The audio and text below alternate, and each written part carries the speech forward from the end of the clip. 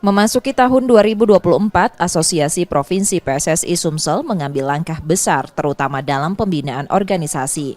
Saat ini, Asosiasi Kabupaten Kota PSSI yang berada di bawah naungan Asprof PSSI Sumsel sudah memiliki statuta masing-masing. Asprof PSSI Sumsel memastikan statuta untuk Askap dan Askot sudah disahkan sejak bulan Desember 2023 lalu.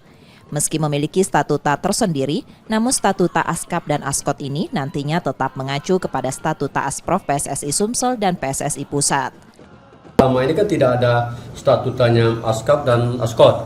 Nah, sekarang sudah kita buatkan untuk Askot dan Askap untuk statuta aturan-aturan yang ada di sepak bola yang selama ini hanya menginduk kepada Asprof, dan sekarang para Askot pun dia sudah mempunyai statuta masing-masing.